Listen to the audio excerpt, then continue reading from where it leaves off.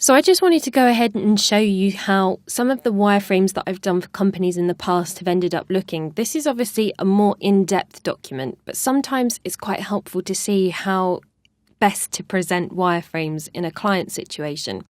What I had to do here was I had to pull out some of the user interface design, the initial design that we were doing, to pull out sections to show whether this made good sense in terms of larger pieces of the app.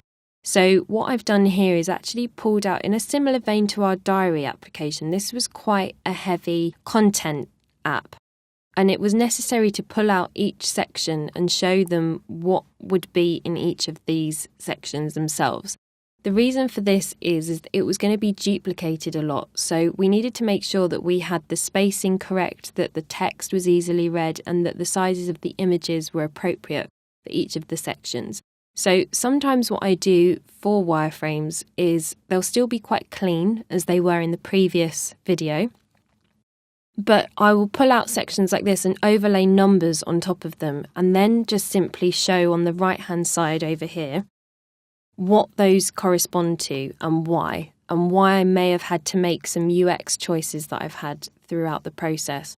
So these are quite in-depth documents and they do take a while to put together, but what this does is actually negate questions coming back at you at a later date. So sometimes I'll put things like over here where we see consideration, I'll say that maybe there's going to be some confusion over something that they've wanted me to implement.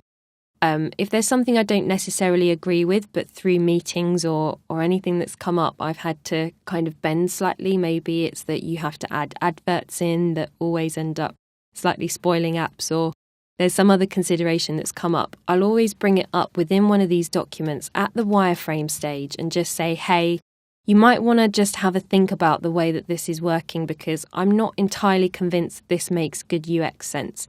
So although this might look like a daunting document and like something that you really would not want to produce that's going to spend hours and hours doing various different things, it actually is really helpful to then give over to developers because it shows everyone that you're on the same wavelength in terms of development or what's possible within development, especially if you're having to work with multiple devices. So this document was actually produced for iOS and Android at the same time. So we were trying to negate any UX conflicts along the way just by doing this kind of cleaner wireframe that most people would do.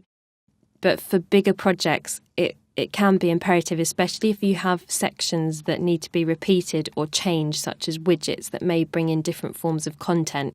It's sometimes better to just pull out those into a separate document and just add titles and little bits of notes around the edges so that people can actually see what you meant by adding that in, or why you chose a specific icon, or why you think there should be certain spacing between elements. It can be quite handy to just have a document like this. Not for every case, probably a little over the top in many people's app processes, but I just wanted to show you what they can look like outside of what we just did here on Treehouse. So for creating documents like this, you can create them in actually lots and lots of applications. This specific one was created in Fireworks. It's probably the only thing that I've ever used Fireworks for, to be honest. You can create it in Photoshop, very similar, or even Keynote, which is a Mac application. PowerPoint would do exactly the same thing.